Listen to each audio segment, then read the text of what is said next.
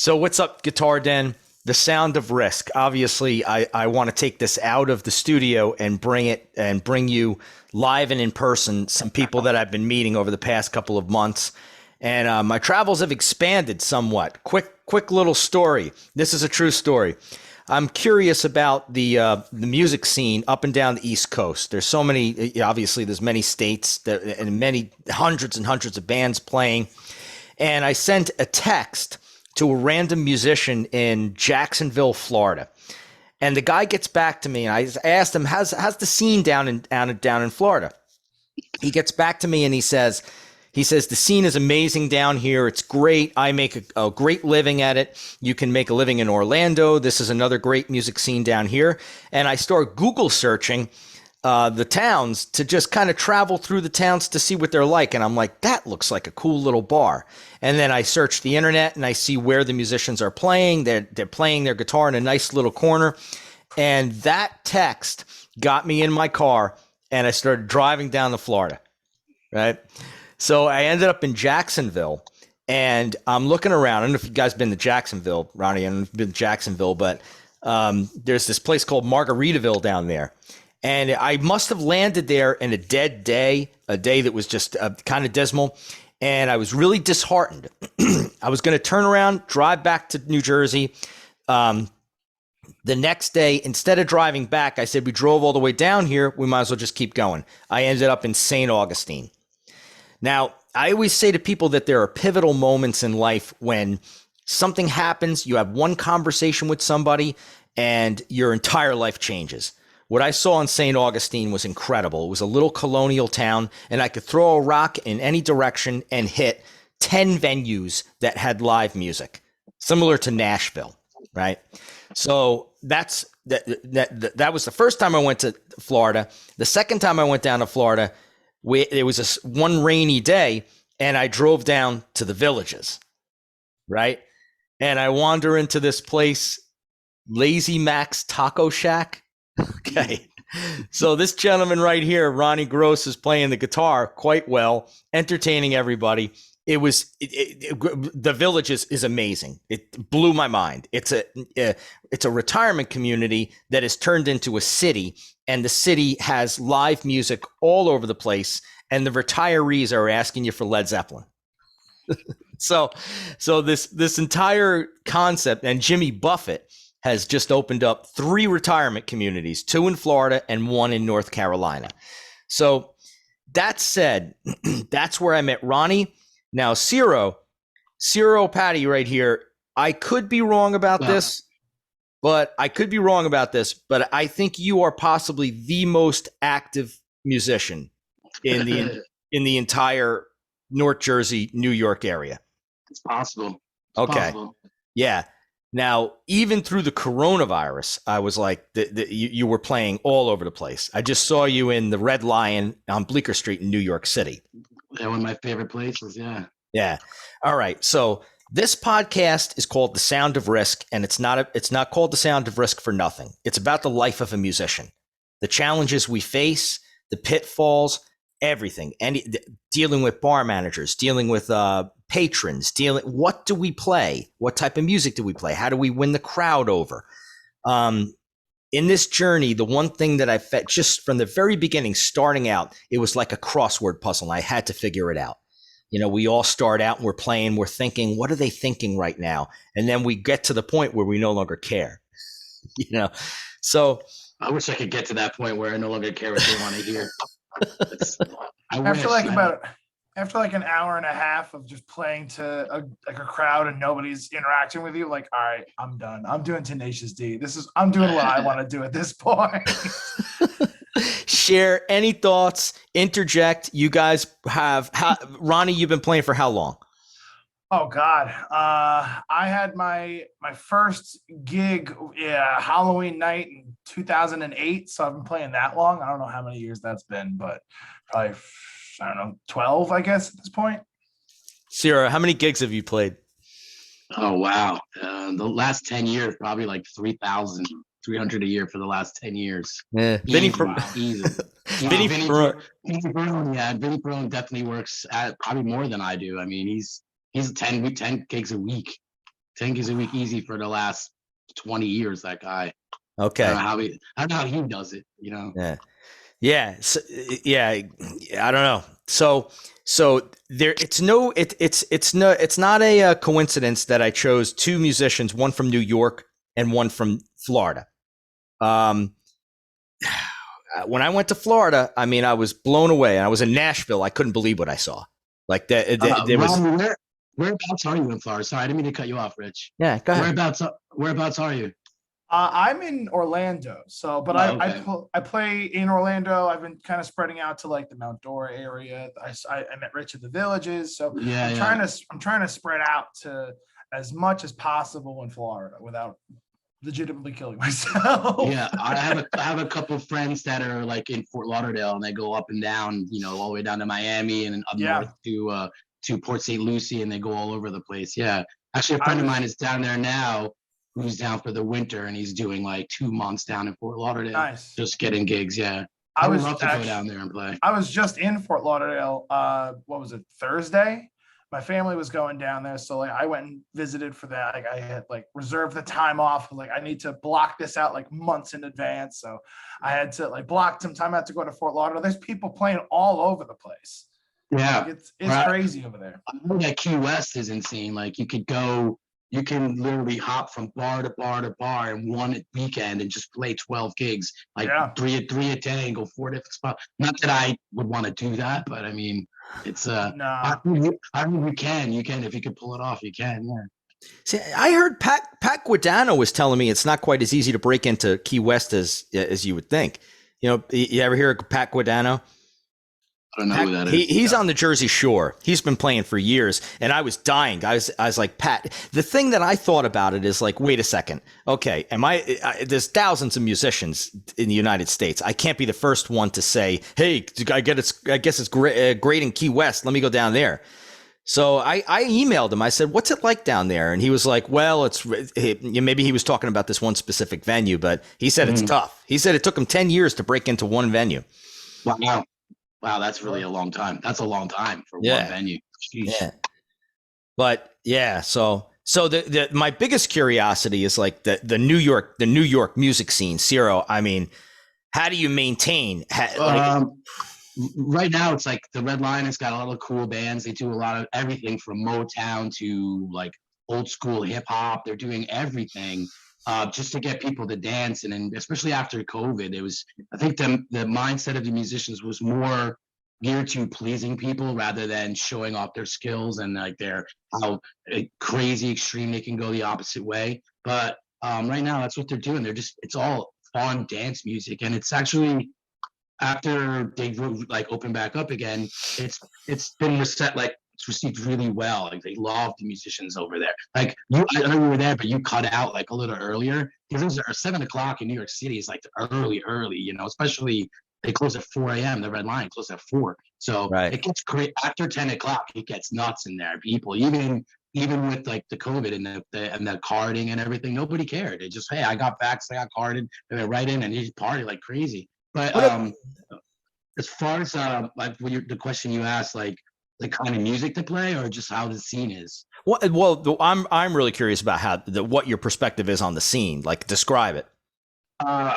It's awesome. Playing in Manhattan is awesome because the energy is there. If you're good, they'll let you know. If they're having fun, they're not afraid to sing along. They're not afraid to clap. They're not afraid to tip you. They're not afraid to keep booking you. It's different in New Jersey. You're playing in restaurants up in New Jersey and stuff.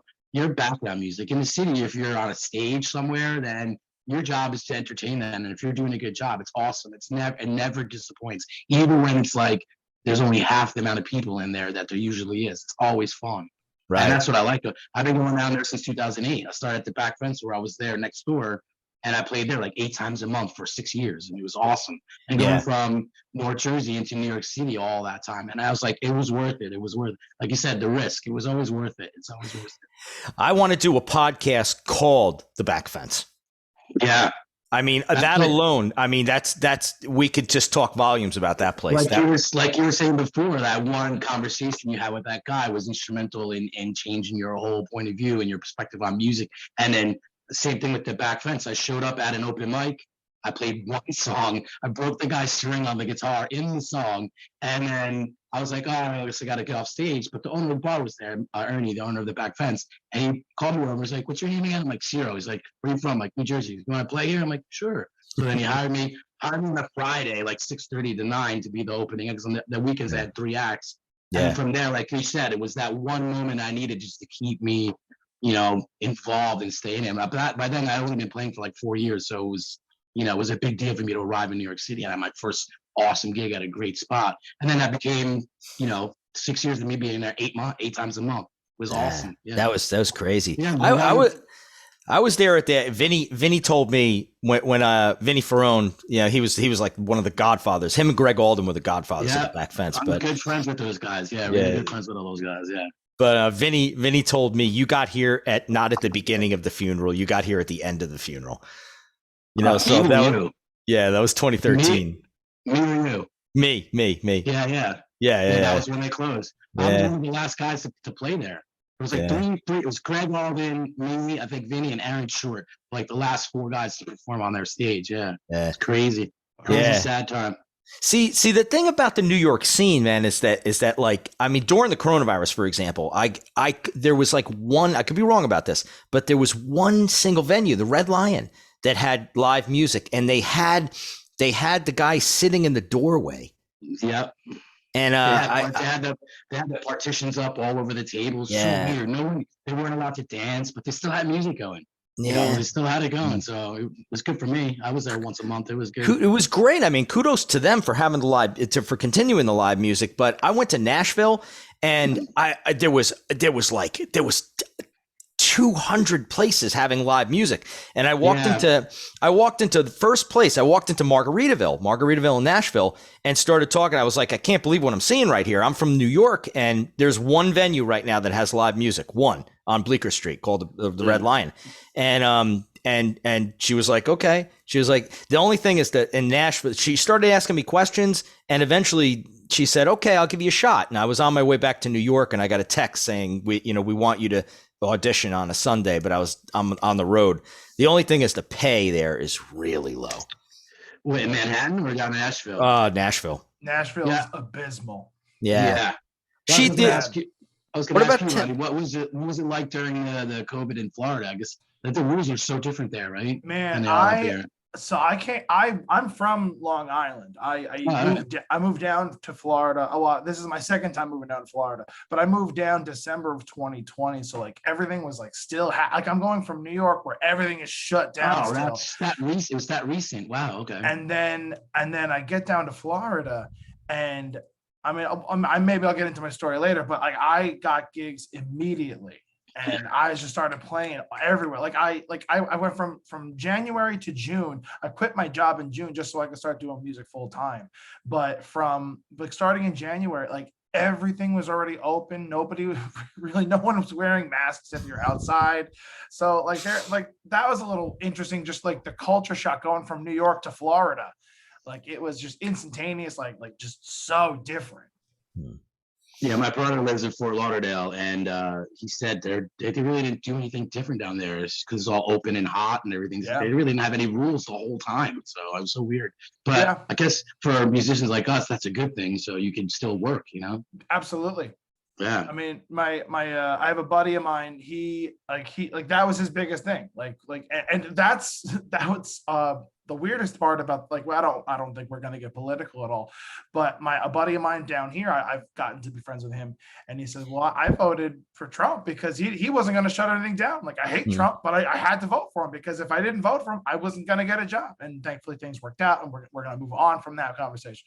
But everything was just so open down here. And I think personally for me, I made the best move to go from New York to Florida and start doing music because I had the opportunities down there. Once they shut everything down up here, it was exactly a year, 2 years ago, like in March coming up. I had a lot of people say, go to Florida, it's open, just go down there for 2 months. Even my wife said, go ahead and go down there for 2 months and try to see if you can make some money before the world turns worse. And So did you end up doing any live streaming, like face to your fans and stuff? I did a lot. I did a lot of live streaming. I did the Instagram. I did Facebook. I went on to like people. Everybody decided to either start a podcast or a Everybody web did it. show. Yeah, we all. Everybody did it. So Yeah. I had a couple of like my friends, like they started like live streaming shows on Facebook and stuff. And so I would jump on and do a couple songs for them. Or there was a couple of bars down from Florida that I got connected with while I was up in New York, and they were doing like sponsored live shows.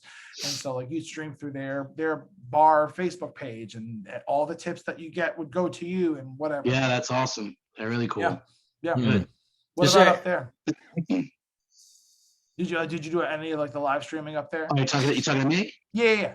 Yeah. I did twice a week. I did like a Wednesday, Saturday for the first, I Nice. guess from March until May at least, because in June 15th, I think they let us play outside of restaurants. Up Gotcha. here, they still had the restaurants were closed inside. But for that first stretch, yeah, I was doing twice a week. And up here in New Jersey, where I live, like outside of New York City, everything was desolate. It was closed. Everything was closed. yeah. Like you Oh, yeah. couldn't do anything. So Mm. it was so weird to look forward to closing the door and playing to my cell phone twice a week just Yeah. to get some interaction with people. But ended up being good because you put a Venmo tip, people like being nice to you and stuff. So for a When- couple hours, I was able to get a couple of gigs before I moved down to Florida, on Long Island, and man, Tipper's Remorse was a huge thing. Everybody felt so bad for the musician. Yeah. They're like, "Oh my God, here's a 50. Like, please, like, Yes, go take yeah. care of yourself." I'm like, okay, Mm. here's Yeah. Wonderwall. yeah. Here's Wonderwall. Yeah, whatever. Yeah. Yeah, you're right though. That Tipper's Remorse, they definitely when it started getting back out, people were overly generous, and hopefully, I don't saying it went away, but it's definitely not the same, It's not the same as like right when things started to right come when- back, yeah. but I agree. but people are still just so grateful for live music. I mean, like people come down to Florida. I'm in Orlando, the tourist capital of the world, and there are still people, like especially right now, who coming from the north, like from the northeast, the northwest, like they're all coming down to Florida, and they're like, "Oh my God! Not only do I have to not wear a mask, but like I don't have to wear a jacket and a Yeah. scarf and a hat. Like I Sure. feel so great. Like here, please take my money." It's awesome. See, by the way, I thought deeply about this. We are going to get political on this show. Maybe not necessarily this particular show, but the reason why is because I feel that the political environment is established from a general cultural mindset. Okay. And that cultural mindset is what we face every single day when we look at people playing on the stage. So it's like, and speaking to aspiring musicians, which is really kind of the idea of this podcast, they need to know this. They need to know what they're going to face. So, I mean, it's not like I'm saying pro Trump or, I kind of like just listen. After Trump was elected, I personally developed the ability to listen. Because I literally, when Trump was elected, I literally thought to myself that you did not have the right to vote for Trump. That was how could you possibly vote for Donald Trump? And then he was elected. And then I said, dude, you were wrong. You need to listen. You need to shut up and listen more and listen to everybody's side and hear their story and hear what they have to say. But, and those perspectives are just up and down the entire coast. So once you get out there and you start playing, you're like, you got to deal with all these people. So it's like, you just can't separate the whole political conversation. But like I always say, you can have a healthy dialogue without, arguing, you don't have to argue about politics. Yeah, that's the ultimate goal is to be able to talk about stuff. I mean, be open-minded and talk about stuff. Sure. Yeah, absolutely. Absolutely. I think I don't know if I was ever so staunch about it where I literally would, I was very surprised when Donald Trump was elected, but he didn't cause World War III. Yeah. There's a place I play in Pennsylvania where they have on the stage, there's a placard that says, there is no talking about pro this, pro that. There's no swearing. There's no, F Joe Biden. There's none of this. Yeah. There's no F Trump. If you say that, you will be removed from the restaurant. It's not like they're taking a side either. They're just saying, we don't want to hear this when we're trying to have fun. So actually, Right.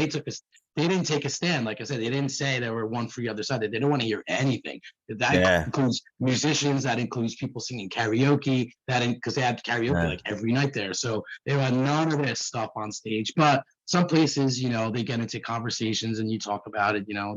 It's healthy I think, to play both sides, but at least try to talk about it without arguing. Yeah, with people. definitely. People get very emboldened when they start talking about their political views because, like you said, they're not listening. They're just They're just talking talking. at Yeah. you.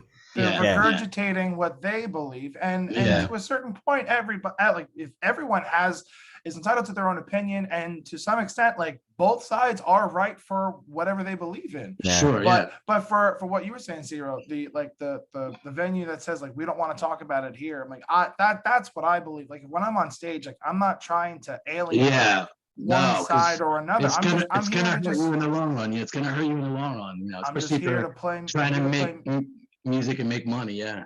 here to make music. I'm here to make everybody feel good about Yeah, music yeah, for a little yeah, bit. yeah. It's funny. Yeah. I went to the Crab's Claw last night. Sarah, you probably know this guy. You know Rich Meyer? Sure, I love Rich. Yeah. I was watching him play, and more in particular, watching him interact with the audience as he got off the Sure. stage. He's an absolute artist. Yeah, he's he's- like 35 years or whatever. He's been doing that show. Yeah. It's awesome. Yeah. Absolute artist. Yeah, I met him down when I was down the shore. Yeah, I met him down, and we became good friends. Sure. Yeah, he's a nice guy. Some of Real those busy too. Yeah, some of those guys. See, this is another thing. Like I feel, like the cover artist. Like you guys are playing covers. I play cover songs. We all play cover songs, and that's a choice. That's kind of a choice that you could make. I don't think it's either or. I mean, a lot of times I see guys playing cover songs, and they might as well be playing original songs because they make them their own. Sure. But many of these cover artists, as cover artists, you have more opportunity to play more frequently, I think. Because you play restaurants, like, unless you're on tour, but that's kind of the whole idea of the podcast, is to talk about these different worlds. But I see these musicians like Greg Alden, Rich Meyer, Vinnie Ferrone, you, Ciro, you, Ronnie, you guys are perfect examples of this. And to master that art of the probably the hundreds of variables that are involved in playing a cover performance, from EQing your sound, judging the room, looking at the audience, contending with the bar managers, dealing with the bar managers, winning the audience over, setting your rate, where you play. This is such an absolute art, all the nuances of it. And then to jump into the professional music world where I always said when I played the back fence, when I was playing the back fence, I always thought to myself that every single musician on planet Earth, probably at some point in time, has thought, what's it like to be a Bleecker Street, New York City musician? Yeah, that was, like I said, that place. It was something. It wasn't like we walked in there. It's peanut shells on the ground. They had the checkerboard tabletops or tablecloths, and it wasn't. It was the same place since 1960, whatever. It never changed. The bathroom was never updated. But something about the energy in the walls, or like the way people hung out there, and they got up and sang along, and they're throwing money, and it was, like you said, it's a dream come true for people who know the history of Bleecker Street. Is Simon and Garfunkel, you're talking all those guys. I mean, Keith Richards sat in there a bunch of times when he was in New York City, like, just like come and hang out. So, like you said, it's a dream come true for people who know the history of that place. Yeah. So and all those guys loved playing there. Anyone, like you said, Rich, anyone who has had a good experience there is never going to forget that place. And small, little, tiny place in the corner of New York City. See, that's the thing, though. The thing that and again, like, there's good and bad in being an artist. I personally just feel like New York City has so changed. Like the money, like I was in a Red Lion the other day, and I was talking to somebody. Their rent was $7,000 a month. It's ridiculous. And I was like, I just couldn't believe that. I was like, why would you pay that? And he was like, because my mother has the money. And I was like, okay. That's a good answer then. That's a good answer then. Okay. Yeah. But so Ronnie, a little more about the Florida music scene. Like just going down there 2 times, it seems to me like when I play gigs, it's rare for me to drive more than 45 minutes to the gig. Sure. It seems to me, I could be wrong about this, But if you're going to go to a place like Florida, you're going to have to completely change your frame of reference, and driving Yeah, 2 hours, Yeah. So, right? well, yes and no. So when I first came down here, when I started like getting those gigs that are like 45 minutes away, an hour away, I didn't do them because I just don't want to drive that far. But then like where I live in like Orlando proper, like not like when you think of Orlando, you think of like Disney World, and like Lake Buena Vista is what you're thinking of when you come to a Central Florida. But I live in Orlando. And so I just did a gig the other day in Kissimmee at some resort for some private party. And it took me an hour and a half to get there, not just because of traffic. So I mean, like you're gonna drive an hour when you don't want to. But then there are places like when I met you in the Villages, like that is a try and true hour drive.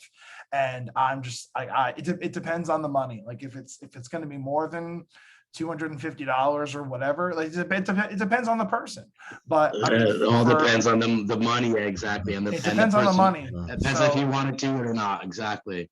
Like Manhattan doesn't pay like New Jersey pays, but you make the money in the tips. You make the money in the connections. There's sometimes, and it's, sometimes it's worth it. Sometimes it's not, like you said, the risk of taking any gig anywhere is always could be 100% awesome or could be 100% crap. You never know. Zero. You said New York doesn't pay like New Jersey. Do you mean New Jersey pays more, or New Jersey?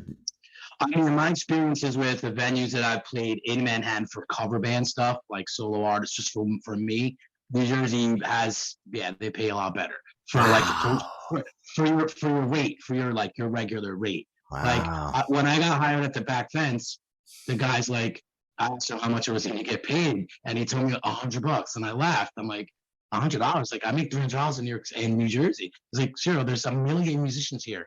So in New Jersey, there may not be that many, or there may not be many good guys. So I can offer you $50 if you want to take the gig or not. He's like, you want it or not? It's in New York City. It's like, so some places that are higher, like you say, if you go on the Upper West Side or places that they may pay more, but in my experience, like playing a good restaurant or a good bar in New Jersey is better money. But it's the connections fall by 75%.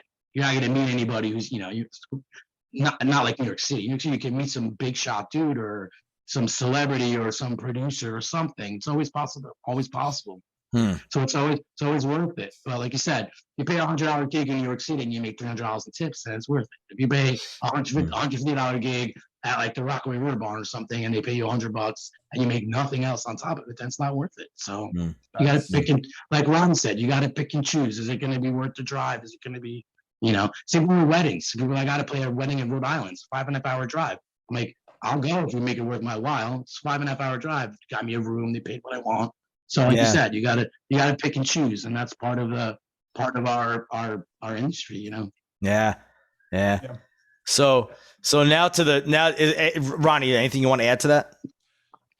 No, Siri, you hit it. I mean, you can't drive for 2 hours for $150. No. That's where I mean, unfortunately, that's I'll say it like that. That's the Villages, and I think I have a gig at the Villages on Thursday, and then after that, I'm like, okay, I'm gonna stop sending you my availability. Yeah, it's not worth it. That's sometimes you get a place that pays well, but the gig sucks. I mean, it's hard to say a gig sucks if it pays well, but at the same time, if you're not getting any energy from anybody and it's just like a really low gig. Can I give you the perfect example for this? Sure. This just happened. This just happened to me last week. I had a private show, like the one I was talking about, the one in Kissimmee at some fancy resort. It was like some like a construction company. They saw me at a bar. They hired me.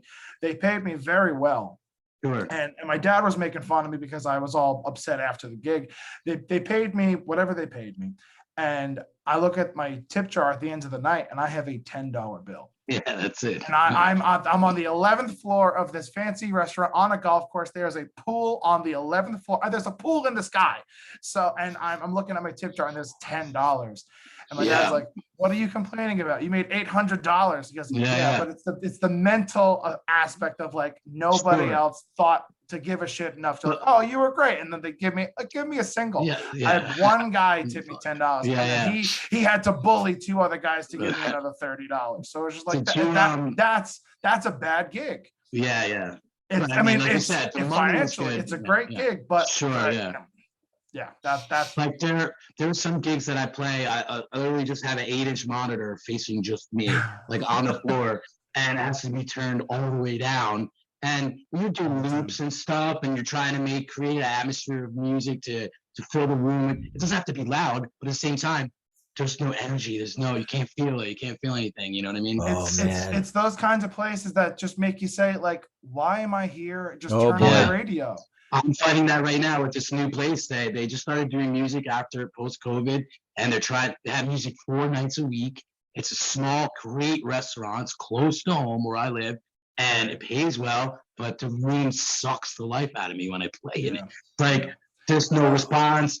People are really old or really young. There's no people doing shots and having a good time. It's just background music, and you're like, then you get paid and you leave, and it's like, what did I just do for 2 hours? I made money, but whatever, you know. You're like, Those are those what I call paycheck gigs. Yeah. That you go in, you plug in, you collect a check, and you go.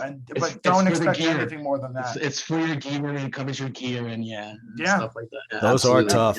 They are tough. They are tough. So the $1 million question, like the one thing that I've been fighting with for years, and what brought me down to Florida was the issue of bringing people into the shows. Oh God. I mean, I have gotten to the point with this where I look the bar manager in the face.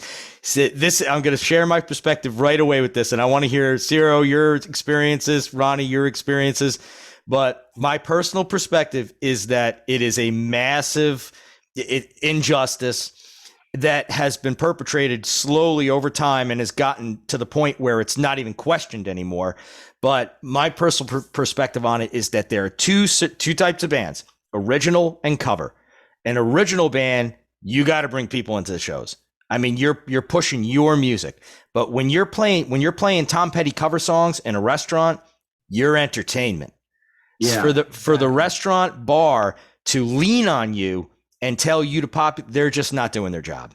No, Yeah. that is not my job. Yeah, That's not yeah. my job to bring in people. Yeah. That is your job as a cover artist. I mean, like, it's like you said, there are cover shows and original shows. It's not my job as a cover artist to bring in people to your restaurant. I am your ambiance. I'm your entertainment. If I'm bringing you an original show, then sure, like, I want as many people to see me as possible. So I'm going to try to bring in people, but I shouldn't expect the restaurant to promote my show.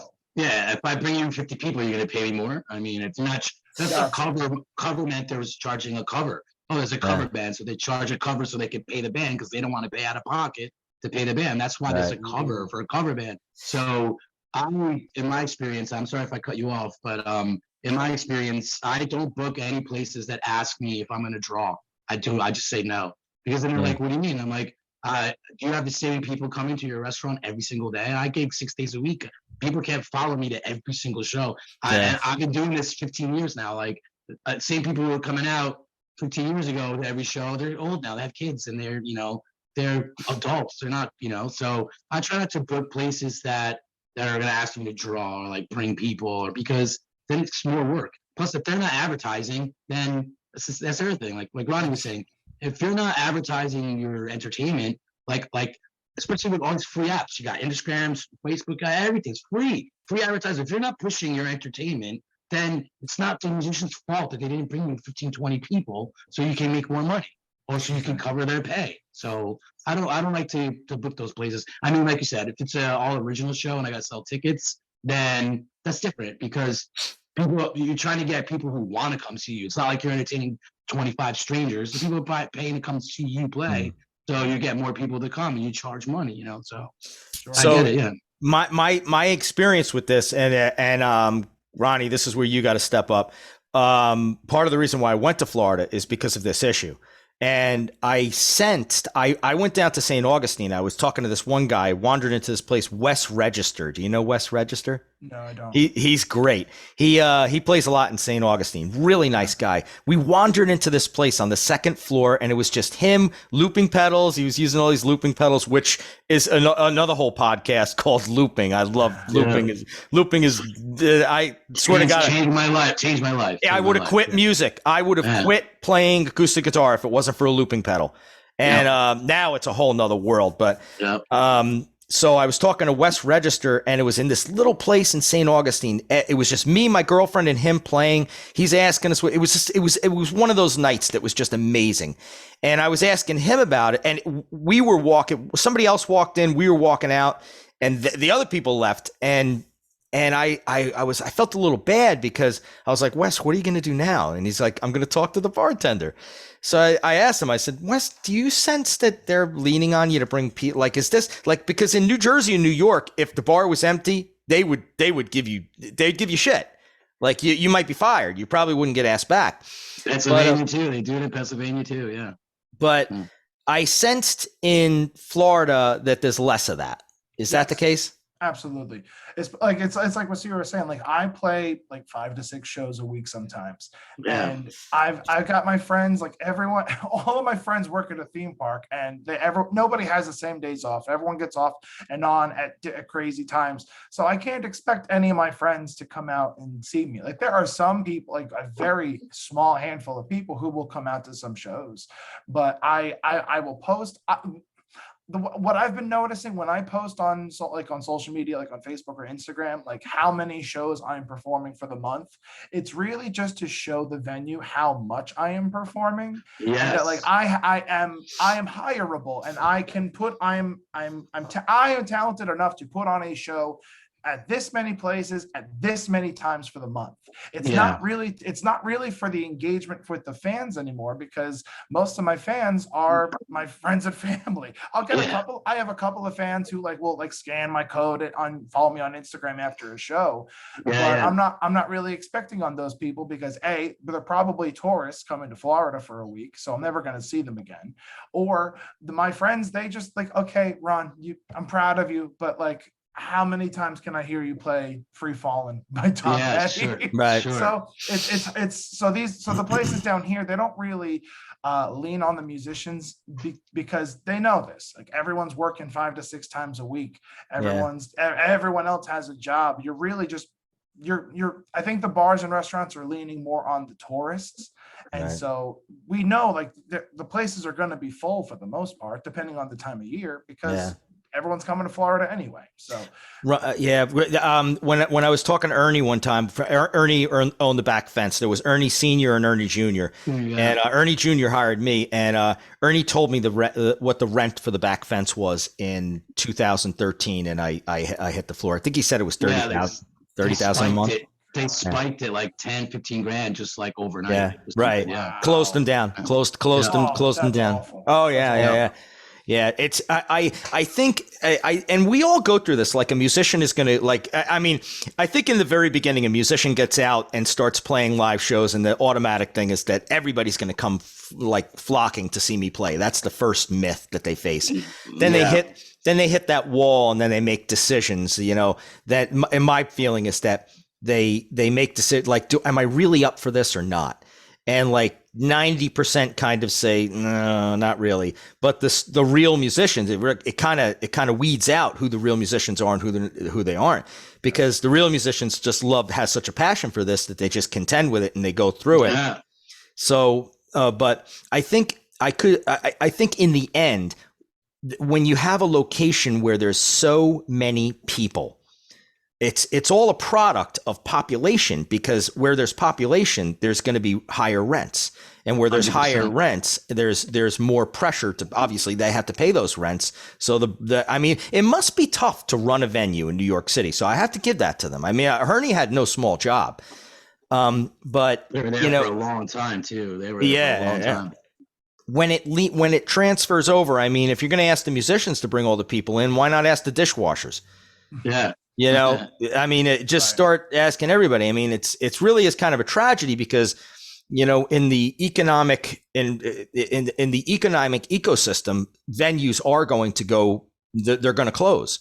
It's just a natural process. There's some are going to make it, some aren't, and the ones who are gravitating toward aren't making it are going to do anything in their power to make it, which includes leaning on musicians.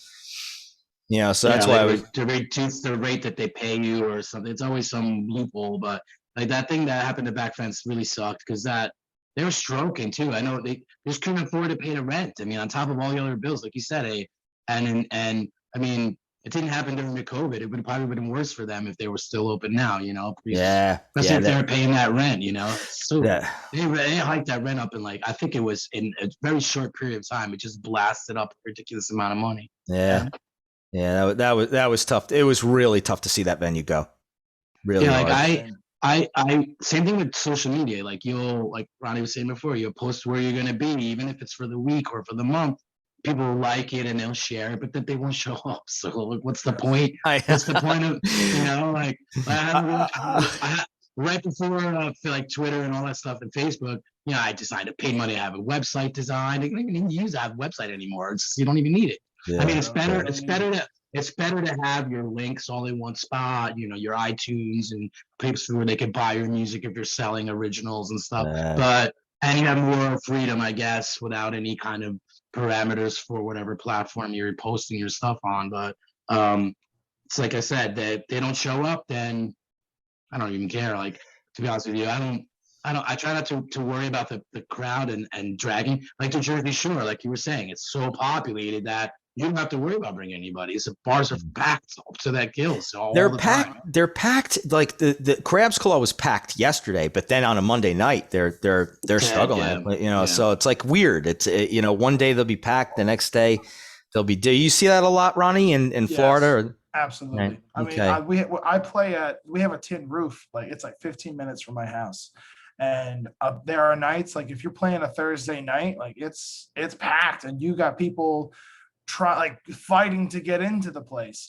And then I'll play on a Monday afternoon from 5 to 8 and I'm playing to myself. I think there's been a couple of shows where I've played from 5 to 8 on a Monday where I'm playing to the bartenders and like they open up the walls and I'm just trying to get the sound out just to kind of get people to come in.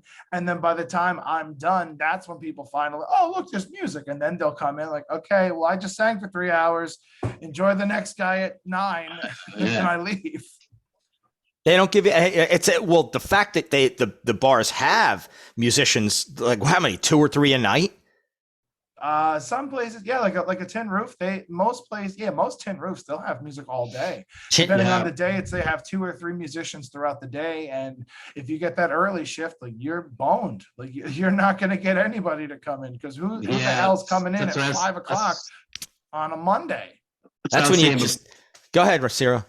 That's what I was saying before about like the early slot at the Red Lion or the Back Fence. You get that during the week up until like Thursday. They do 2 guys or 2 acts. They do a solo guy in a band. The city is always like that. Even the Back Fence, anywhere in the city was. Then Friday they have 3 acts. Saturday they have 3 acts. They even have a 1 to 4 guy. Like they have 10 to 1 and then a 1 to 4. I played a 2 to 4 gig probably once a month for 2 years at the Back Fence. How did you get home? How did you get home? Just drive. Drive. I just go. I just drive everywhere. Yeah. Right. I mean, I got used to commuting. Like I know we were talking about an hour plus is a lot, but where I live, I know I'm pretty much based out of Bergen County and in New York City, Hoboken area. But I live far away. I live an hour plus from New York City, and I still drive because, like I said, it's worth it sometimes. Most of the time, it's worth it. It's worth it. Like you said, I'm coming home with a couple $100 on a Tuesday afternoon, Tuesday night is pretty good comparative to the weekend. So if I stay at home or make $200-$300, I'd rather make $200-$300 on a Tuesday night than stay home, because that's what you gotta make money, right? You gotta sure. Like you said before, Ronnie, you said about quitting your job. I quit my job in 2010 and I've been gigging for 12 years like a maniac, 300 gigs a year, just playing Wagon Wheel and Wonderwall, and here's Wonderwall. But you throw in, like I said, we're talking about the looper pedal. In 2013, my wife got me the first looper pedal, and it changed my whole perspective on how to how to play a show for the rest of my life. Because now Yeah. you can do so much more. And people like you notice when you start doing loops, people are looking like I'm doing all that stuff. You know, they're like, sounds like there's 3 guys going on there, and Yeah. that's the whole point. So then when Yeah. you try to sell yourself to these venues, they're like, why are you? How can I justify paying you this much money? You're only one guy. I'm like, if you watch my videos and see what it sounds like there's 3 people there. Then you throw the Yeah. harmony pedal on, it sounds like there's 2 people singing, and there's 3 musicians going at the same time. It's all Yeah. one guy. So Yeah. if you can, so that's why I try to sell myself to the venues. I'm like, oh, why you're a little on the high end? I'm like, well, I mean, I'm doing more than just a guy sitting there with an acoustic guitar singing cowboy chords. I'm not saying that's bad, but I'm saying that's how the progression of the performance from my end is grown. So Yeah, I have a whole side perspective on the looping pedals and why they got so popular. But before I get into that, Ronnie, were you using looping pedals? Not the day I saw you. I'm looking at my looper pedal. I haven't used it in a couple of years.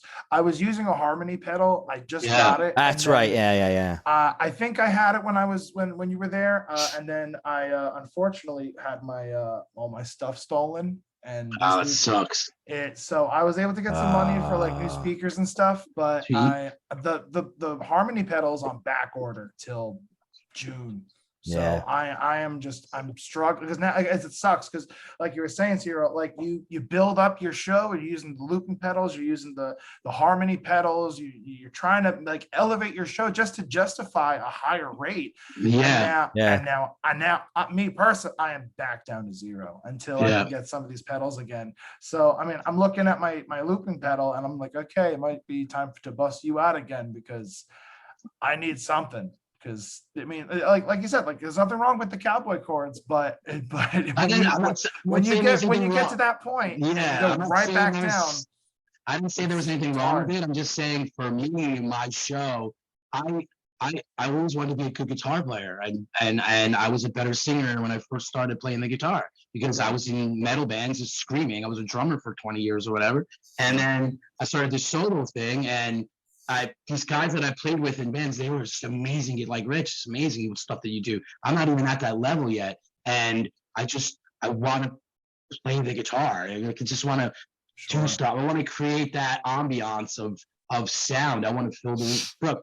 Stop. I want to make that. My dog over there. I want. That's what I like to do. I mean, I could go back to. Like you said, just being the traditional guy, like a James Taylor thing. And I actually do like doing that every once in a while, but like you said, I love playing the guitar. It's hard. I love playing the guitar. I just love making layers and phrases, and I love it. I just say this over and over and over again. This solo cover acoustic guitar player world is an art. It's a canvas. And I remember one time I was watching Greg Alden. And Greg Alden was at the back fence. Yeah. And I'm just watching him on stage. And the way he was playing, he was taking every bit of sound that was an acoustic guitar could possibly create. No looping pedals. I don't think the guy even he's ever used a looping pedal. No, and he doesn't. I remember thinking this, as silly as it sounds, this guy is filling up the corners of this bar with sound. There is not a place in this bar that is not being filled up completely by this perfectly manicured and equalized sound. And I don't think I don't think he's even cognizant of EQing everything. He just does. Like sometimes I think, how did Beethoven know? Like, did Beethoven know about EQ and then, but I don't think probably didn't know about obviously the spectrum or like the bass responses but he had to know, like if he listened to something, he'd be like, there's no bottom end with this. You got to fill it up somehow. That's when you start going into like dynamics and accents and articulation. And I took music history for a little bit. So like, they didn't have EQ, but like, okay, like I'm going to have the brass section crescendo to a forte, but then like, the woodwinds, like I'm going to let them have their moment, but the woodwinds are going to hang out for a little bit. And then we're going to switch it, like whatever he did for music. But there are different organic ways to doing that kind of stuff. But today, like it's so different because well, it's different, but it's easier, but now so much more technical because now you got to learn how to use a mini computer and mix a board. And Yeah, I'm just I remember when I first got my that pedal, I was afraid to use it like in a live setting. So I would just use it Yeah. at home to practice so I could learn how to like do solos and just play leads and try to learn modes and scales just so I can become a better proficient guitar player. But then I started hosting an open mic and nobody came. So I was like, I'm gonna bring this pedal and just mess around with it until I learned how to use it in the live, situation. And like I said before, I know we could do a whole nother show about this. Like all Oh, the acting definitely. doing it. Yeah. Yeah, We do yeah, all that. yeah. To me, like I just play a 12-string guitar and just sing songs one after the other, after the other, after the other. Request. No looping, nothing. Just and then I had brought the harmony, like the harmony pedal in, just to give it a little more extra. And then I got the pedal, and I never played a 6-string guitar for 10 years. I always played 12-string because I didn't need to do anything besides hammering and whatever. And then I had to get a 6-string guitar because I got the looper pedal. And then, like I said, everything changed for me after that. I always played with these guys, like I said before, Mike Lawler, Jay Jack, Matt Wheelock. These guys were incredible guitar players. They were like Van Halen and Slash, and they were like, they could do it with their eyes closed. And I always wanted to be like, how come I can't do that? Because I was stuck playing, I was afraid to try to learn. So I got the pedal and I started learning. And that was how I started to become not a good guitar, but a better guitar player, It's good. Yeah. Yeah, that was one time when I played. This is a true story. I played this museum in Bayonne, New Jersey, and this guy was doing sound. And while I was playing, he was taping the whole show. And at the end of the show, he started playing this band over, like everybody was milling around, and they were leaving, and I remember saying to myself, I got pissed at him because the band sounded so good that I was like, why come on, man, you're making me look bad. And I said, who is that? And he says, it's you, dude. It's you. And that's funny. I was playing Superstition, and I had one loop of just the rhythm track, like a seventh chord, that Jimi Hendrix chord, wow, and then I had another loop of then I tuned the guitar down a whole octave for the bass line. I think I saw that. Did you post that video? I might have. I don't know. I posted, and it sounded, and then I was soloing. And then I had a wah-wah pedal, and I would go waka waka waka waka waka waka waka waka waka waka waka. So I had like 4 or 5 loops, and it was insane. Wow. So yeah, I remember the moment in time where I was standing on a stage at a place called World of Beer in New Brunswick, and I was playing My Girl, and I stopped. I was like, I'm done with this. I can't do this anymore. And that the next gig, I like you said, Ciro, I was scared to like try, because you could screw up with those pedals. Yeah, hell yeah. Yeah. You could really screw up. You make a fool out of yourself. And you forget to clear the loop and you start in it. I did that. Yeah, I did that. I forget to clear the loop, and then I'm playing a song and I hit it, and all of a sudden the previous song starts. Yeah. Bad feeling.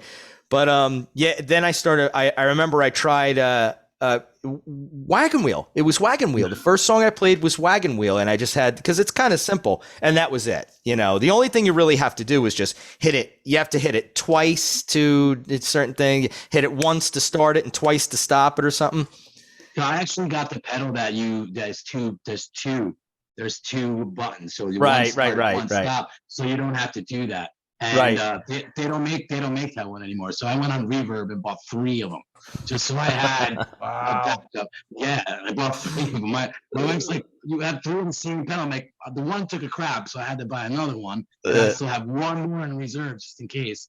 Because, like you said, you can buy a switch. You could buy the FJ switch, the Boss FJ, whatever it's called, and plug it into your looper, the RC. You have the RC1. I have the RC3. I'm looking to see. I wish I had it. I'd show you. Yeah, it's the red pedal. Sure, it's one. Yeah. You could plug it in, and then you could have a start and stop and a clear with only one without having to double click. Because I'm really scared of the double click and having that lag and having missing, because you try to double click, it feels like you miss that one, even if it's a half a millisecond. I don't know. I'm just picky like that, but You get to the point. You get to the point though where even if you screw up, you're like, sorry. Yeah. But yeah. So we've gone an hour, guys. So I don't want to take too much more of your time. I think it's a great start.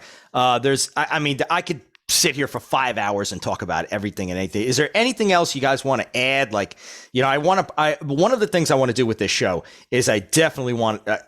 I'm not going to stop. I'm going to post this all over every musician's group in Florida because I'm crazy with this promotion stuff. Trust me, I'm more into the music business now than I am the actual music. But I want to make sure that everybody benefits from this.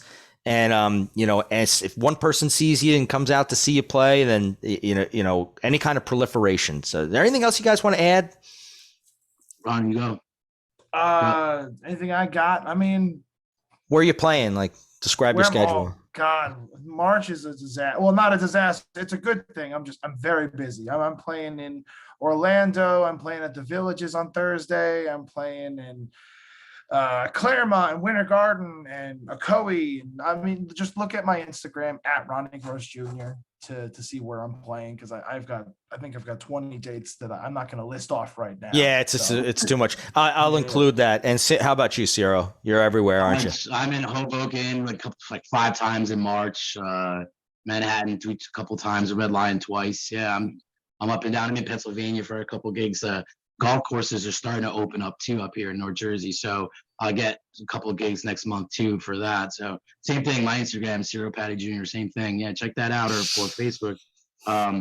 It's like I said, this is a cool thing. I didn't know what you were going to ask, what kind of questions we were going to talk about, but there's still, like you said, we could go on and on, and we haven't even gotten into the actual risk part, because you start talking with other musicians, you start gathering it up on stuff, and that's the good thing about this. I think this is a cool idea, Rich. So I like it. Yeah.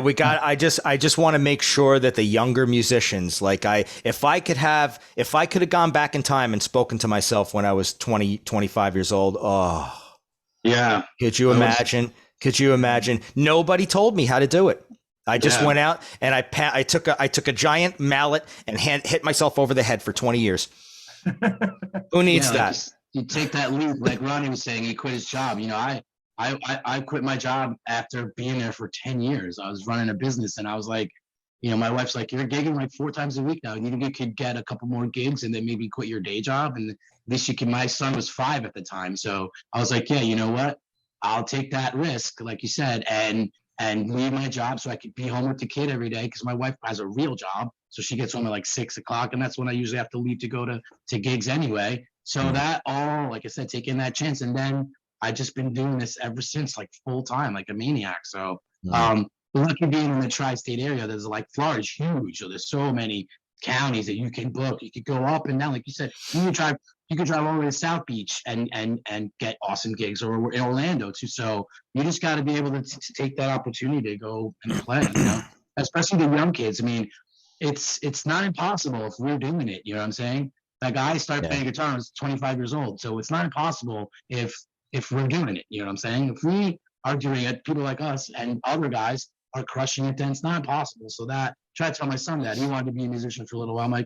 He's like, I'm scared that I have to take all this time to learn. I'm like, you do it if you want to do it. If you're passionate about it, like you said, we don't do it just for the money. We do it because we love music. We do it because we love to play. We do it because we love to be around people. So what better job is there than to get paid to go play your guitar and drink a couple beers and have fun? I like setting up my equipment. I like putting my speakers down in front of me. I like that. Yeah. You like that? You're a psychopath. I hate that. That is the one thing I hate about this job.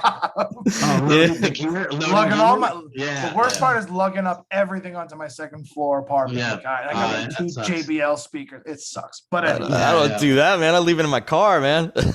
Well, you don't, because then you get your car broken into and you lose it. Yeah, it gets stolen. That's true. I've learned that. All right. I had my good friend Dave Kellen from New York. He's in Long Beach now, but he had a truck and he had all his stuff stolen in New York City at a gig.